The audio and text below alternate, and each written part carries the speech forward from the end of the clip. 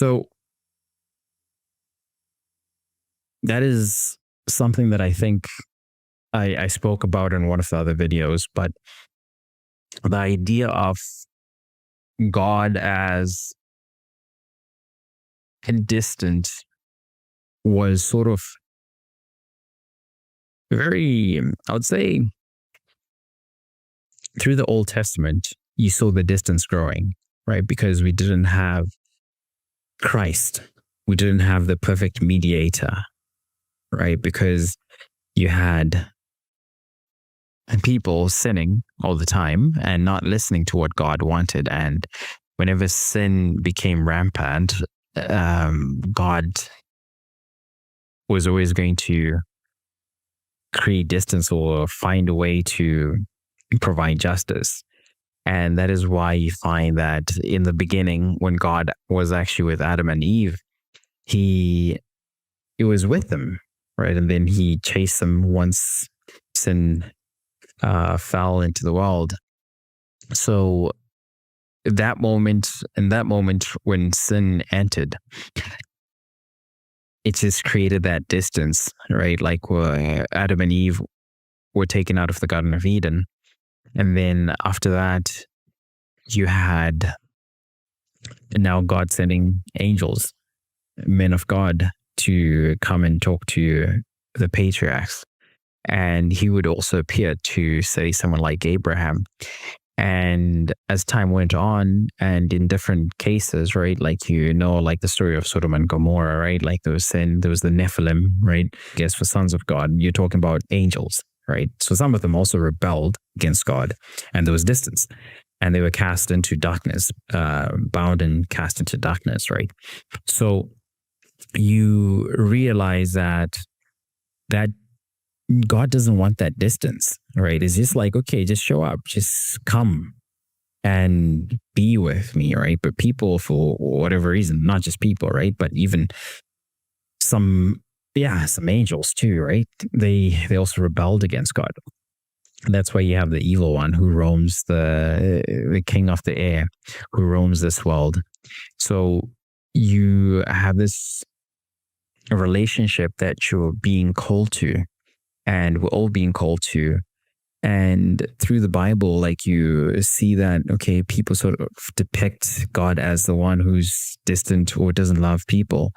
But as you see in the New Testament, is that God actually loves us. Like, he knew that, okay, for him to overcome or defeat the kingdom of darkness, that, Lucifer thought that he was going to defeat God and make it better for humanity. He knew from the start that he was going to send his own DNA, his own blood, perfect blood, right, through Christ. That's why he was there. He was the Word in the beginning. Like, he knew already from the beginning that is a relationship that he wanted for us. So the love of God already existed from the beginning, as the Father should, and wants to protect his children.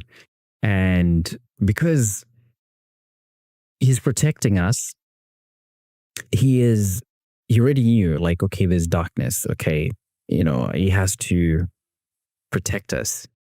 One was because Lucifer was challenging God, right, at that time. So he didn't want the relationship with God. And he tries to convince a lot of people that you don't need a relationship with God.